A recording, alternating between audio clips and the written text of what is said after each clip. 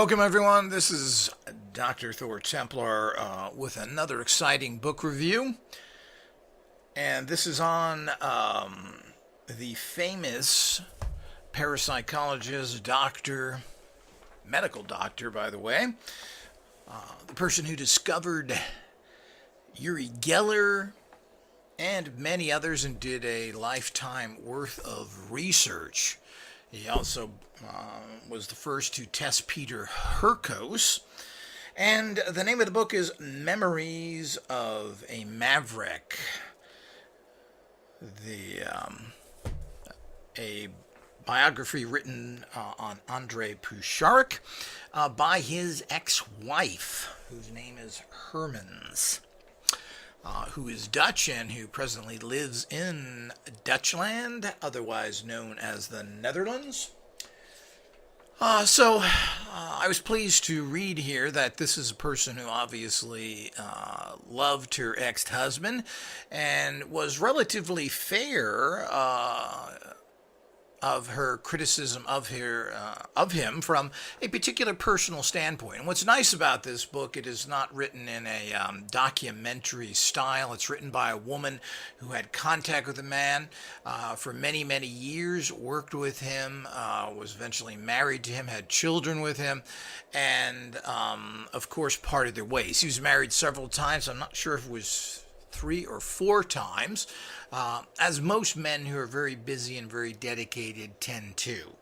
Of course, as in most relationships, particularly with men who are very dedicated and fanatical to their work, they find very few people who will work with them and be assistant with them, meaning wives. Wives want to white picket fence and want somebody to come home every night when you're dedicated to a higher purpose. This is one of the major problems that I think any person, probably male or female, runs into if you're a very special person. And Andrija Puharich was, and I'm not going to go into too many details, but as I mentioned, he was the first one to find out about Uri Geller, went over there, had many experiences with him, tested him for years, of course, all positive. He also tested the very controversial Peter Hurkos, who comes off very badly in interviews and cold psychic readings. But again, in laboratory conditions, when he was given different tasks, didn't fail. He got every one of them correct. Now, we also, because of the fact of the evil skeptics and debunkers, who majority of them haven't even graduated high school, clown college graduates, criminals, etc. These are the people that are your skeptics out there. Have tricked a few, quote, scientists, and we're not sure what the full story was there either, because the story come to that is very bogus in nature. All sorts of things are said which can't be traced. There's all sorts of problems here when you really look into these things. There seems to be an out and out lying going on, particularly by the unamazing Randy, as this has been alleged, and that he stated, the cameraman that filmed Uri Geller stated he never did. Yet they went to that cameraman and they actually got a signed paper from him stating that he did film him doing all these things. Yet the unamazing Randy stated the opposite. Well, this has to be, something is really wrong there.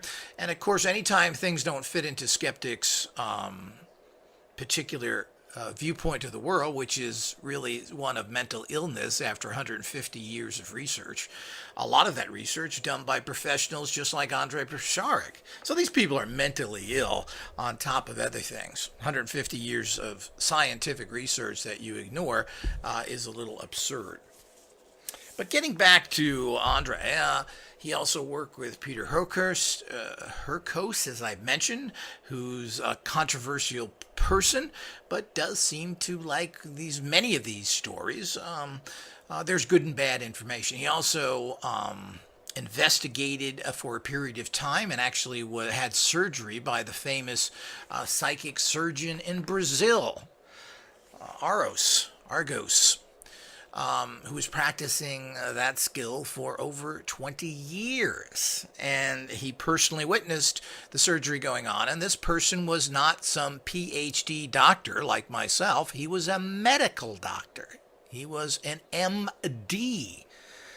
He worked his way through college, came from a relatively poor family, excelled in that area, and was quite involved in other things. He was one of it's hard to really say who it is, the original inventor of the Neurophone, which eventually the patent was awarded to Patrick Flanagan. But apparently it's one of those things that was invented at similar times. I'm not sure who got it first. I think Puharich was working on it much longer, considering he's much older than Flanagan. And he did a lot of work on the nervous systems and hearing, etc., developed many different patented hearing devices, etc., and made many breakthroughs there. For a short time, he was involved with the military, rejected them after a period of time. Everybody gets caught in the actual help your country attitude. We're the good guys, they're the bad guys. And that was a little cleaner when we talk about, 60, 70 years ago. And what's interesting here is you also get a good view of really the beginning, when things weren't all that secretive and things were just starting out, even as late in the late 40s into the 50s and 60s. He talks about many, many programs that are out there, the things done. And I find Puharich to be a very honest person. There's a lot of actual videos on him on YouTube where he talks about lots of areas and gives you all kinds of information that you won't get from anybody else. They are held under secrecy contracts, and since Puharich was not that heavily involved, he was not kept under these contracts as much. So he's very free. He talks about what the government has done in lots of different areas, and he talks about all of these types of energies. He talks about the harassments involved, etc. He also went and studied, I believe, in Hawaii for 4 years under the kahunas there, and became an initiated kahuna. What's interesting is we don't have really much information of what he achieved there in terms of he did that, but he never wrote any of that down. Maybe he was held under the occult science secrecy laws. He also studied mushrooms, one of the first to go there and study mushrooms, their effects. He spent a lot of time in Mexico researching these mushrooms, finding out how they could affect. And a lot of these things were geared very much to the use of these to increase higher consciousness and particularly stimulate psychic abilities. Now, this book goes into a lot of things. It doesn't talk about he had many battles with the patent office. He developed an ESP machine that will develop ESP in a person. And of course, this is something that had to be kept under wraps because we certainly don't want to empower the public. We want to keep them, the bozos that they are, on drugs, controlled by the governments, and living in fantasy world comic book religions. So it's very, very interesting. So he's worked for a lot of different major companies. He had his own company for a long time, which he developed patents and different medical devices.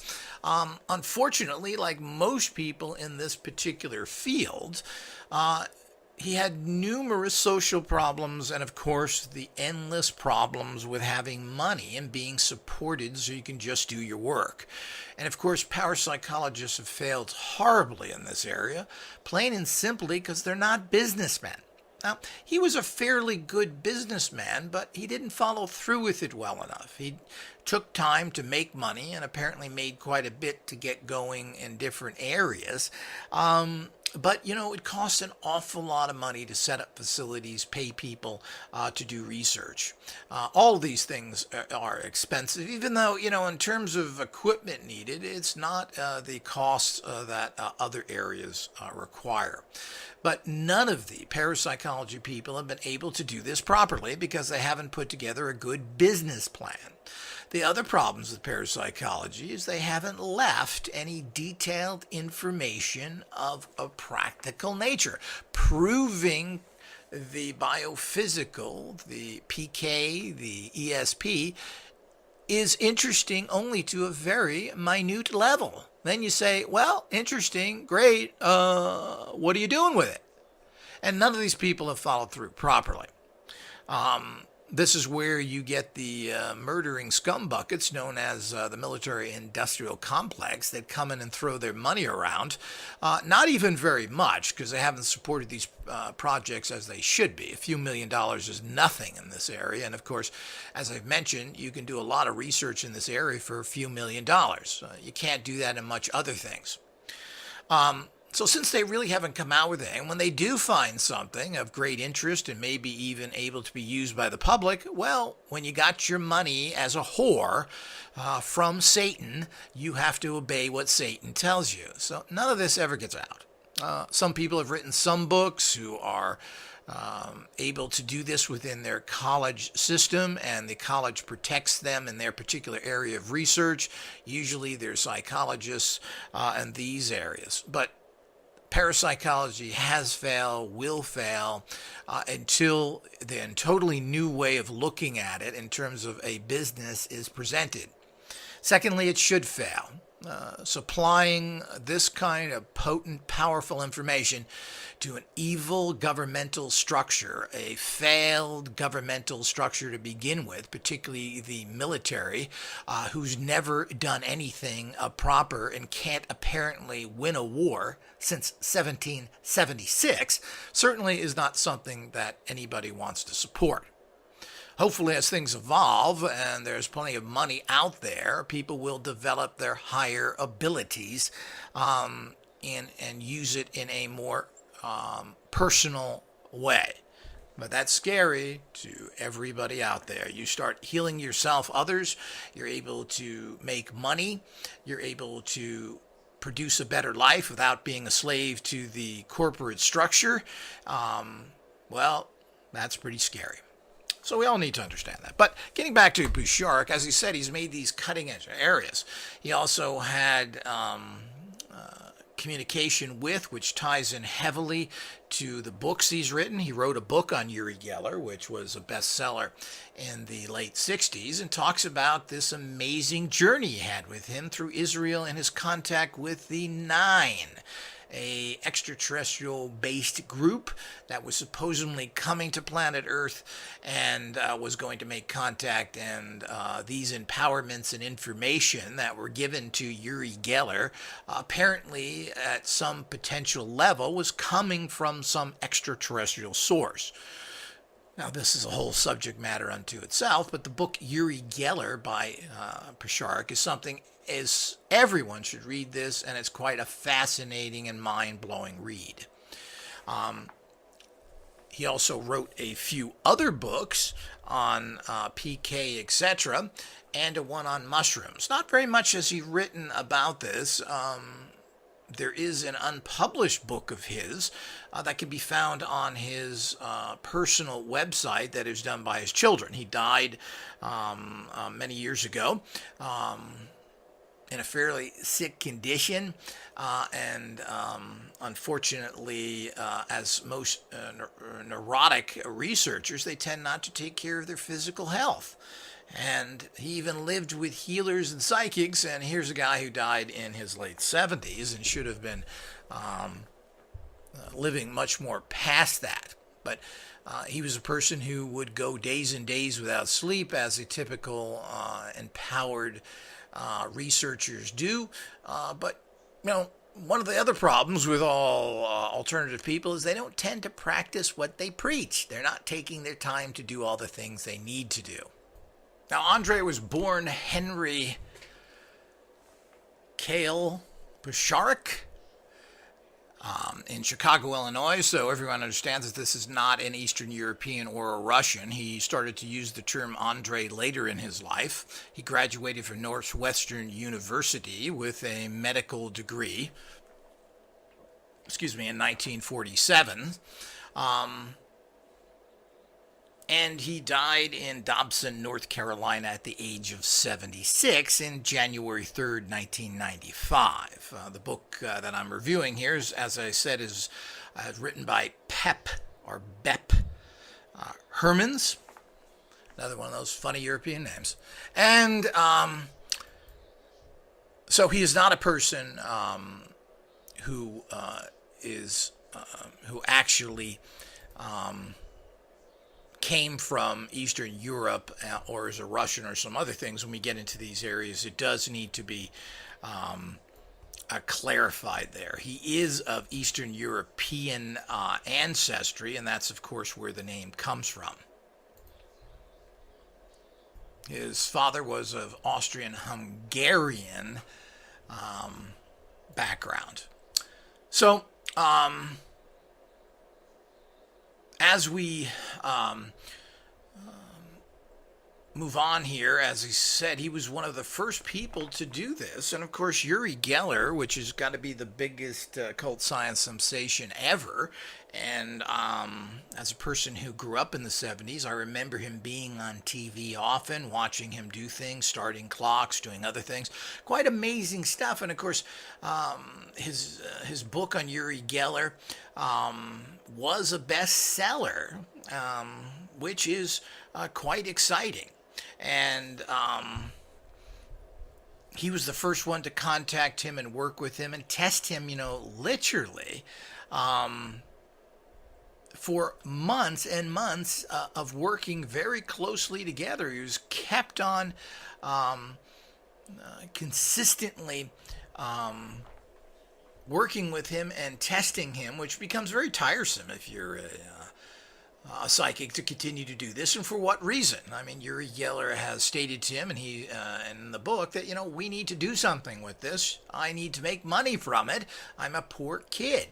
And rightfully so. All these other flakes and scumbuckets who pretend to be psychics are making literally millions, some of them hundreds of millions, and there's certainly no reason why psychics and occult scientists shouldn't be making more than that, because we know how to empower things. It's very interesting as it goes into the, so much of books talk about what people have done, what they've found, what they've written. What I like about this book, as I mentioned, is the fact that it shows his personal struggle, the problems he had with relationships, with children. He was dumbfounded of why he did not get the support that he should have from his family, even though he was a very busy but apparently loving and caring husband and father.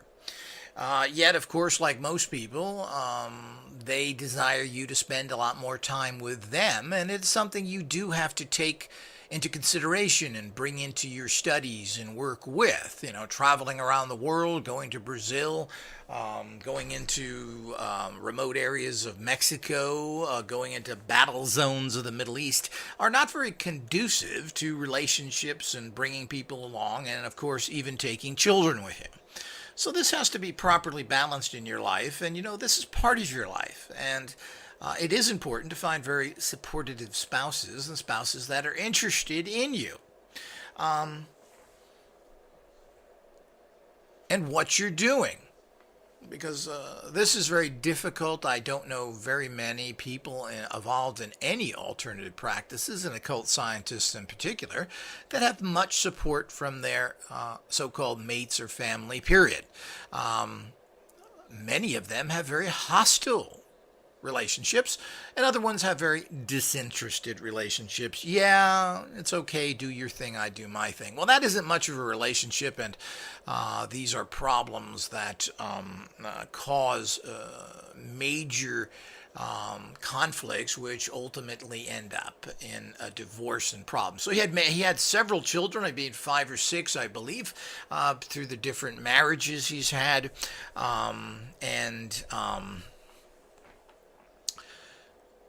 there appeared to be very little support from the children as well, who, of course, didn't see Daddy much and grew to dislike him because of that. Now, how well of a provider and everything else. These kind of details are not really known. He seemed to have made fairly good money. He was a medical MD and could have made money in that area. He ran several companies that produced different products, which did benefit him personally to a large degree in the fact of that of generating some money to him. But these don't seem to have generated all that much. What we really have come up here with is that he did have 50 patents. Most of these had to do with this hearing, which he was able to create devices that would create hearing for people who couldn't. Now, this is quite interesting that he didn't get huge royalties from this, as so many people have done. So many companies that have invented these core devices have went on to be, multi-billion-dollar companies like Medtronics and other ones, which were started by people that invented the actual pulse machines to keep your heart going. These kind of things and the patents involved in these things generally generate a lot of money. So these did not seem to pay well for him, but it's difficult to say how. But, as usual, he had those studies, and of course he started to get older, and of course the problems that come with that. But 76 certainly is not a old age, even back when he died. So it is a pretty short span for someone who is involved in this, who claimed to know some of Tesla's healing energies and so many things. Now, whether he used this on himself or how much, and worked with all these healers, which apparently didn't help him much, is always one of those things that is quite baffling to all occult science and alternative researchers. There isn't enough shown in people's lives that all of this works the way it should. And this is one reason why there still is a lack of acceptance, because people are not living to ripe old ages. They apparently are not wealthy from what they're doing. They don't have this great empowerment. And while they may have some great understanding, it doesn't seem to come out. But, Puharich made lots of devices that went against the military-industrial complex. And then towards the end of his life, refused to get involved with them, and even towards the middle of it. He had some contact, but it didn't seem like there was all that much. And ultimately is stated that he did reject them because of the scumbuckets that they really were, and didn't want to work with them. So he turned down that funding and late in life, and of course then apparently was working at the time, was being supported by the Reynolds family, in doing research and staying at his particular home. Unfortunately, he was an old man and died, and this left Puharich and his small team in trouble. He had other supporters that set him up in places, but none of this was enough money. You don't set yourself up doing research begging money. You make money first, and then you incorporate your research into what you're doing. Now, he apparently figured this out when he started to develop all these different devices and patterns and patents that he had. He had a free energy patent. He figured out how to produce hydrogen power and all these other things that he developed. Unfortunately, apparently, towards the end of his life, he was suffering from dementia and all the other things, going in and out of it. And this is only at 76. But, he pushed himself and his body for years and didn't take care of himself. Ironically, he was at the time living with psychics and so-called healers, and apparently they couldn't heal him.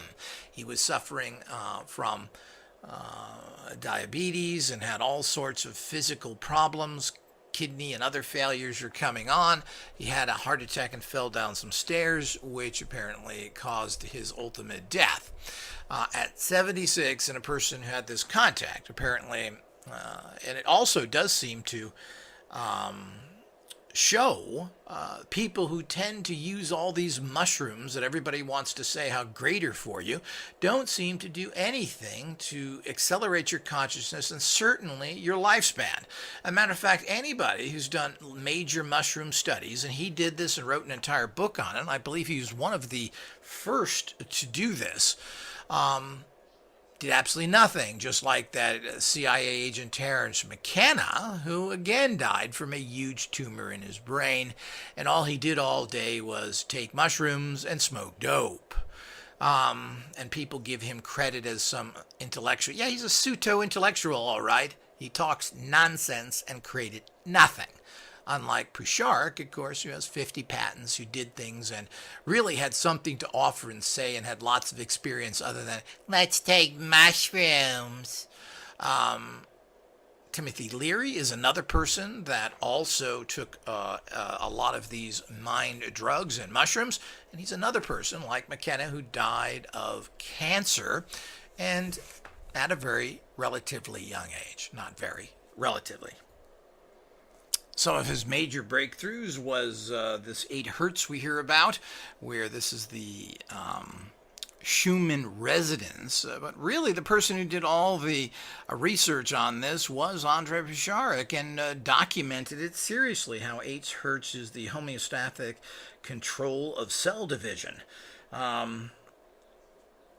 He also involved the use of novel electromagnetism mechanisms. He advanced the theory of subatomic physics. You got to remember, this is very new 30, 40 years ago. He was the first to get involved in this on any great extent. He was able to reverse tumors with superoxide atoms, antons, and ozone. So he was involved in using ozone for cancer and other things, and was shown to do that. He discovered that magnetite, the human blood contains magnetite and carries magnetic particles throughout the body. Another very fascinating thing that people don't look at. And he had a novel hydrogen system to produce energy from the water cell. You know, no one else had these things. They are working products, and of course, you know, he's all using all the areas that, of course, nobody will help you with. Of course, free energy and healing. Forget about that, people. So the point is that these are all the things, and was gutsy enough to go out and do this, and at a time when you could get more away with it than you can today. His research is still unparalleled to this day. As most of these things, there's a scattered bit of information about him, his personal papers and other things that are kept by family members. Generally never get out to the public. As I've mentioned, there is an unpublished book of his you can download from the main site, a link to this information and a link to this book, which is Memories of a Maverick, are online when you can read it for free. All you have to do is follow the link underneath this video audio and go to that area talking about Andrija Puharich on my page there, and follow that link, and you will be able to read this book for free. This is a great book. As I said, it gets away from a lot of only just dry information, even though very fascinating. Things in this book, and there are many of them, have not been talked about by anybody else. It's very credible information. From what I can see, with the prejudice of being an ex-wife, scorned somewhat, but obviously a caring person who appreciated what her husband was doing on a certain level. But going into the problems that everyone that goes into this field goes through, seeing the money problems, how you have to deal with people, and even the fact of him being condemned because he was having certain relationships which have nothing to do with his research, but those that were funding him didn't like that. Oh, wow. Well, these are all the things that we have to watch as researchers and so forth, and you need to set yourself up independent enough that you don't have to deal with these things. But when you're worried about money and you set up a facility, oftentimes on private property, and you're living there, your personal life then becomes involved in the entire process, and and we got to understand that the alternative people, quote, are not any more open-minded than anybody else. They have other interests, and I find this from every group, and I've done research from no matter what the area of interest is, they still have their own stupid, extremely backwards comic book religion foundation belief systems that ultimately control them. They don't break away from things, just like there are, quote, Christian psychics and all those other things. And you would think that people who are promiscuous, quote, swingers would be more open-minded. Well, they're not open-minded, and there's a whole bunch of rules. Just like people in prison have their own little society based on the society rules that they broke. This person isn't like, this person isn't like. You follow these all little things of the structure within that. They're not disregarding structure. They're just reformulating their structure in their own little perverse ways. But this book goes into it. It gives you insights kind of from an outsider to a large degree. You know, this person wasn't married to him for all that long, and while they had children together, there was some communication and not communication. He was open to her in some ways and not in others. But seeing the intricate things from an outsider's viewpoint, seeing how people have to raise money, what they're doing, their communication, etc. But needless to say, at his age, after all, he put himself through a lot of this stress and worked too hard. You have to take care of yourself. One of the enslavements of this reality is we have a very short lifespan. The average person is lucky to have 20 years of really quality time to do things. Maybe 30 or 40 if you've established yourself. But this is rare, but you still can't just endlessly keep going, pushing yourself and disregarding your health. That will come back to bite you seriously, and it will take you out. And of course, this happened with Puharich, who was pretty much in bad shape in his middle to late 60s. When he started to have serious medical problems and go into all sorts of mental problems. Here again, mushrooms didn't help him, didn't give him answers, didn't do nothing. It's the same story there. So, I think a lot has to be looked into of all this area, and of course that needs to be carefully went through. All the people involved in all this mushroom taking seem to all die young, and most from cancers. So he apparently had serious diabetic problems, which of course give you the usual complications of kidney and other areas, and went into this whole, quote, as we call it today, Alzheimer problem, and dementia towards the end of his life. But at the time of his death, apparently he was extremely frail and having all kinds of problems, and had little to no money and support. He had a sponsor who, when he died, left him, did not talk about him in his will. One of the other things, something to think about to all those researchers out there and people who are dependent upon others if you get into these situations, that if you're going to be very dependent on a person living on his property, and they don't have to be old. They can be killed in a car accident or die for other. Not everybody lives to be 90 people. There's a lot of people that are still dying in their 40s and 50s. Average life expectancy in the United States and most Western countries is approximately 78 years old.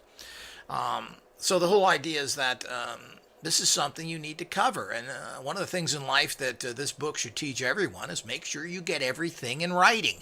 You get $1 from someone, or you give $1, get a receipt. If you're dependent upon a person, make sure things are clear.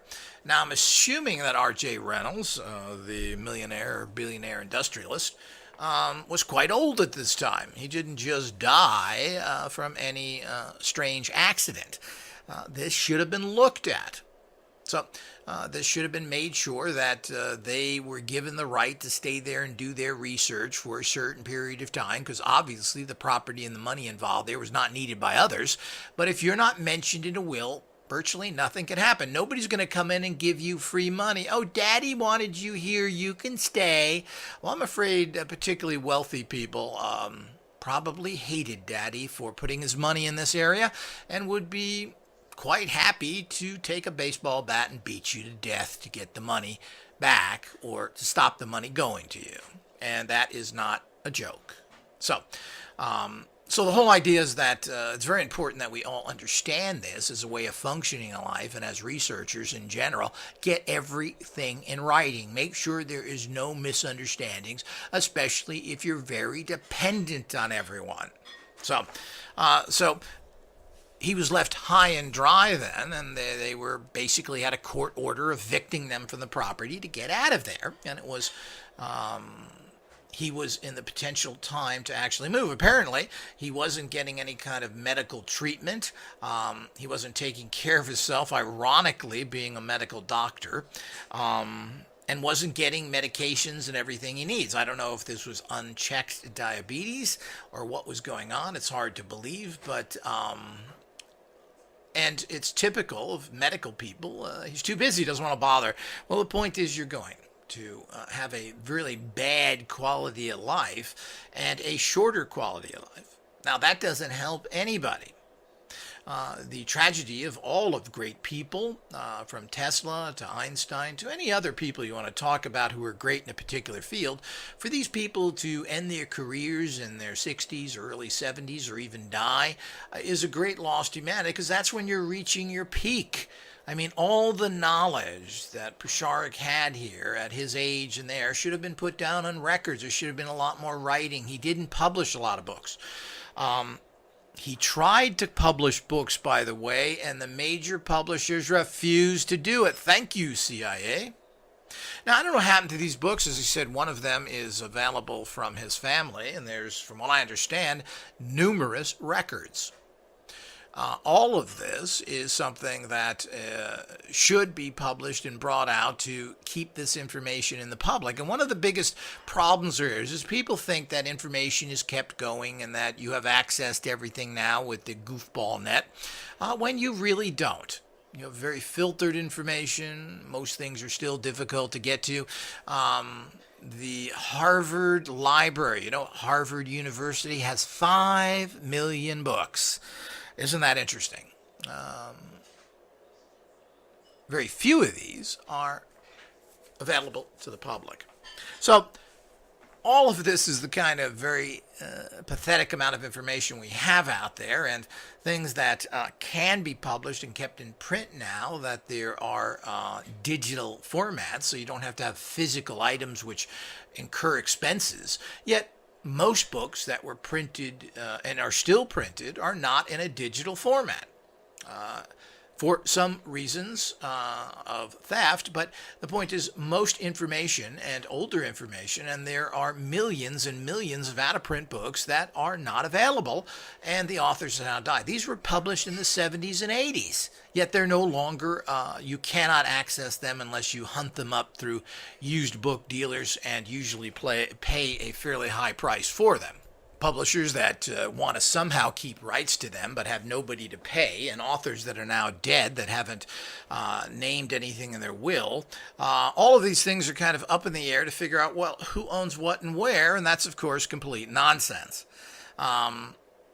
They refuse to republish books, even in a digital format, and everybody loses information. And paying used book dealers doesn't help the author or the original publishing company.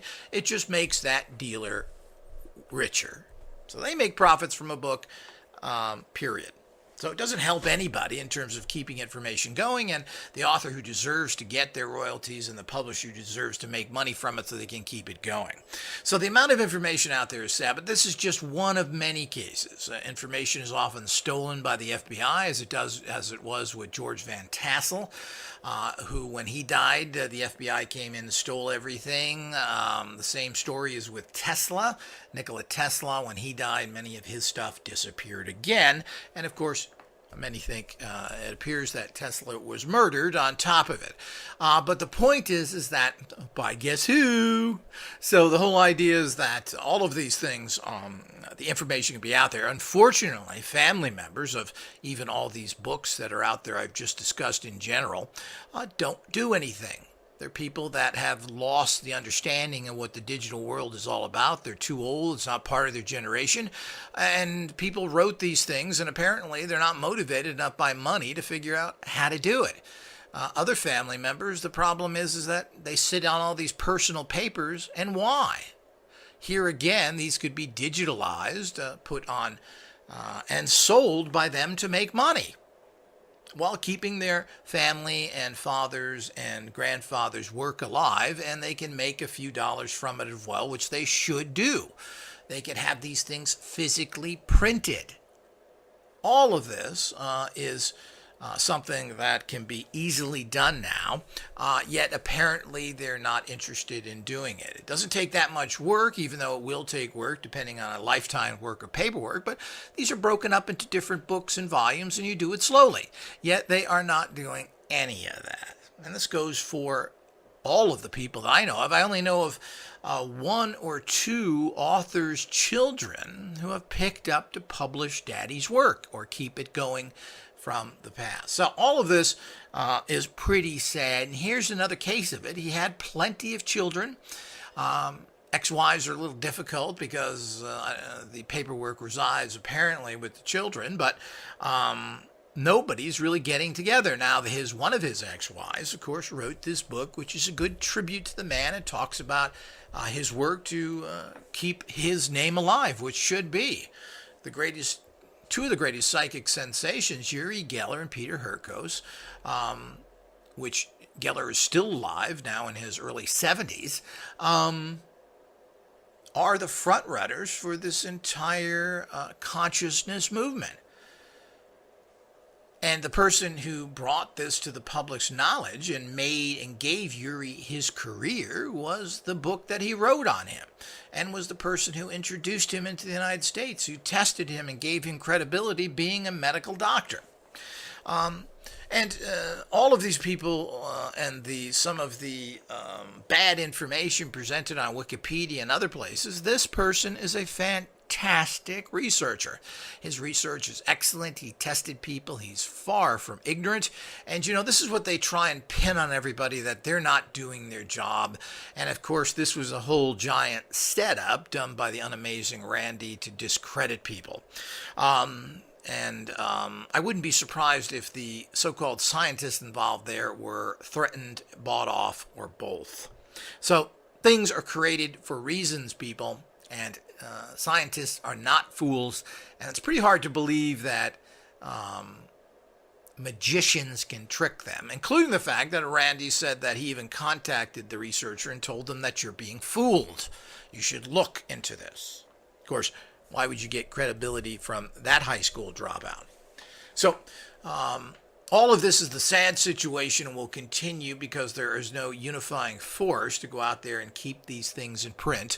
And when you try and do things like this, you are attacked by outsiders and your own bought-off community that goes after you and stops you from doing these things based on a bunch of stupid information. But families don't follow through. Plain and simple. So they don't pick up what Daddy does. They don't help in the situation. Supposedly there's some documentary underway about him by some independent filmmaker that has been trying to raise money for many years. I frankly doubt that project will ever get off the ground. He's had communication with the family apparently, and this has went nowhere. They gave him open access to all his paperwork, yet none of things happening. It's the typical Hollywood talk, the typical independent people, and it all comes down to, guess what, people? Just what's amusing is the problems the filmmakers have is the same problem that Puharich himself had. No funding. Do follow my link, do read this book, and you will be enlightened.